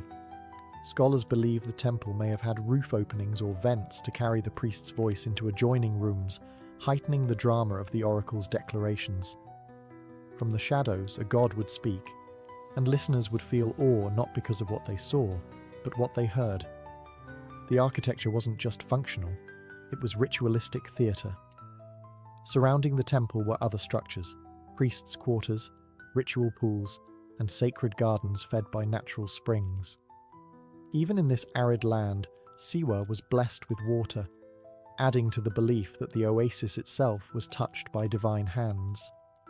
From this sacred hill, one could see the dunes stretching endlessly, a reminder of the temple's isolation and importance. This was not a place for crowds. It was a place for pilgrims, prophets, and kings. A space designed not to impress the eyes, but to stir the soul.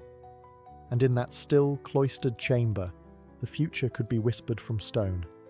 As centuries passed and empires shifted, the temple of the oracle at Siwa began to fade, not in legend, but in voice.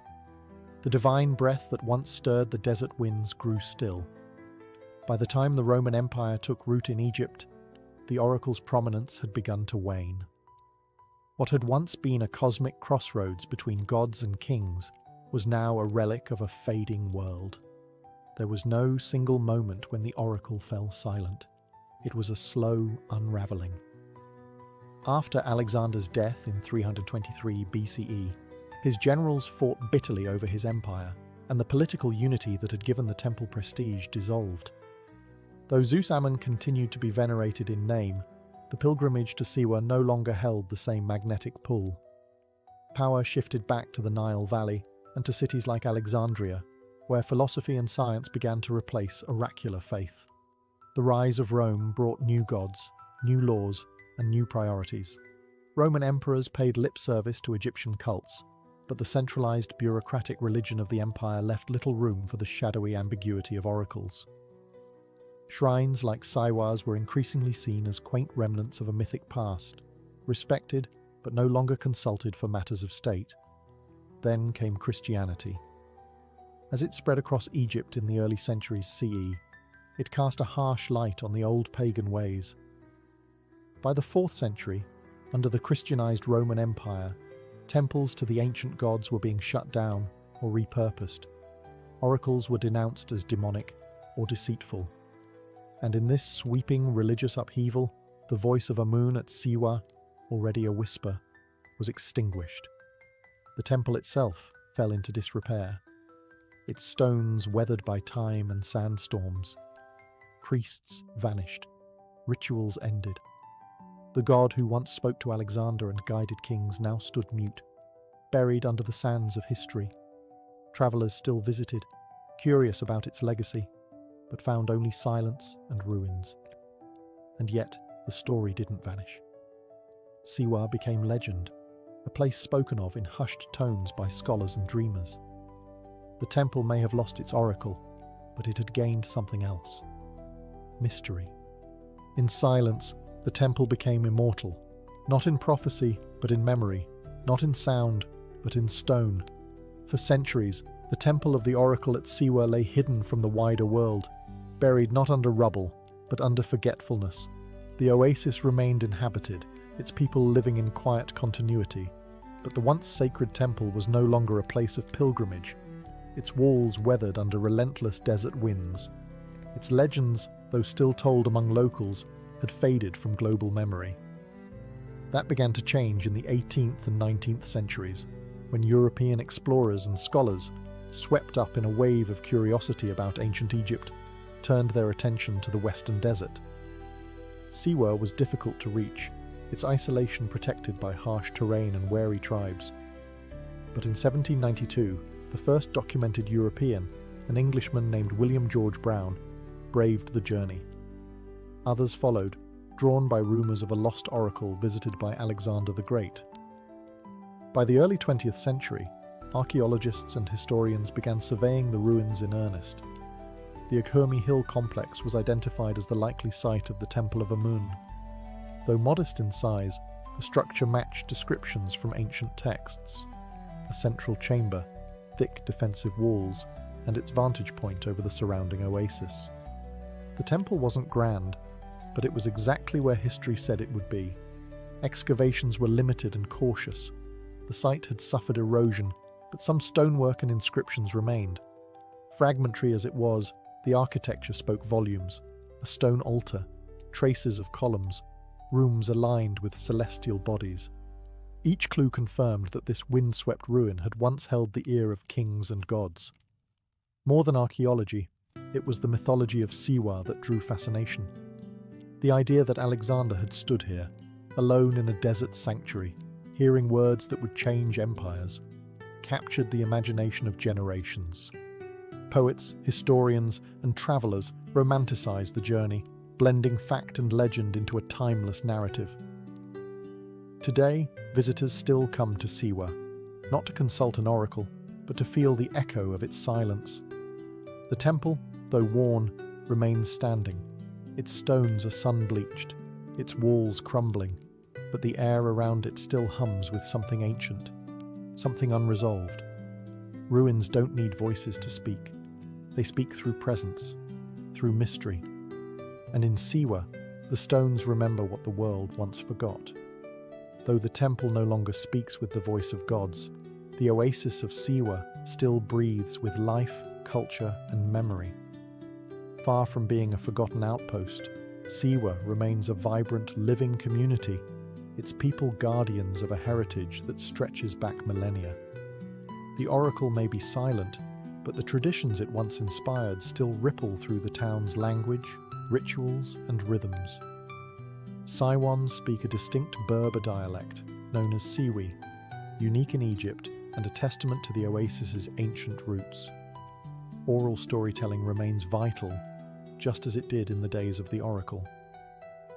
Elders pass down myths, family histories, and local legends, blending Islamic faith with pre-Islamic customs in subtle ways. Many Siwans still recount tales of Alexander's visit, not from books, but from memory. The architecture of Siwa also preserves echoes of the past. Traditional mud brick buildings, cool in the searing desert heat, line the town, and the ruined fortress of Shali, built from salt and clay, still towers over the oasis like a ghost of another age. The design of these structures reflects a continuity of form and function that has resisted change for centuries. Siwa's sacred geography remains powerful. Nearby springs and pools are still venerated.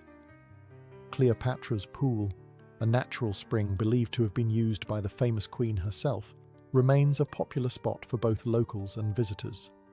Rituals tied to fertility, harvest, and healing still occur, many layered with Islamic prayers but rooted in older traditions. Even marriage festivals, like the annual celebration at Gebel Dakrur, preserve elements of Siwa's spiritual past. Families gather, songs echo, and matches are made, not unlike the ancient gatherings once held at the temple, where people sought guidance not only for war and kingship, but for life itself. In the modern age, Siwa has become a quiet pilgrimage site of a different kind, not for prophecy, but for peace. Travelers seeking escape from the noise of modernity come here to walk the palm groves, soak in the desert silence, and reflect on a time when gods spoke from stone. Siwa reminds us that history is not only found in books or beneath the ground, it lives in people, in custom, in memory. And through them, the oracle still murmurs, not in thunder, but in whispers. The temple of the oracle at Siwa may no longer stand in its full glory, but its legacy endures, in myth, in memory, and in the minds of those who seek meaning beyond what is written. For centuries, its voice guided kings and comforted pilgrims. Its silence today only deepens its mystique. Few places in the ancient world held such a profound air of sacred uncertainty, a space where questions were heavier than answers, and silence could feel divine. Siwa's oracle lives on not in revived rituals, but in the stories we continue to tell. Alexander the Great's visit remains one of history's most compelling crossroads. A mortal man, surrounded by sand, seeking to confirm that he was more than human. Whether the oracle truly declared him a god, or merely allowed him to believe it, the outcome was the same. Destiny was shaped. The enduring fascination with Siwa comes from this fusion of history and myth. It asks us timeless questions. Can men become gods? Can destiny be revealed? Does the voice of truth ever speak plainly, or only in riddles? And perhaps most importantly, do we still listen for those whispers? Modern seekers visit the ruins not with questions of empire or conquest, but for clarity, for stillness, for presence. The desert remains vast and unmoved, the temple crumbling but magnetic. The same sun that scorched Alexander's caravan now warms curious travelers.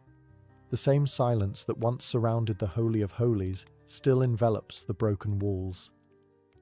Siwa invites reflection, not because it gives answers, but because it has always honored the asking. The oracle, like all ancient voices, was never about fortune-telling. It was about direction, affirmation, possibility. The journey across the sands was never just a physical trial. It was a ritual of transformation. You didn't just arrive at the temple. You became someone else along the way. Today, as we face our own deserts of meaning, identity, and purpose, perhaps the oracle still has something to offer. Not a booming voice from the past, but a quiet suggestion in the mind. Who are you, really? And what are you becoming? The temple is dust, the voice is gone. But the question remains, And that, perhaps, was always the true prophecy.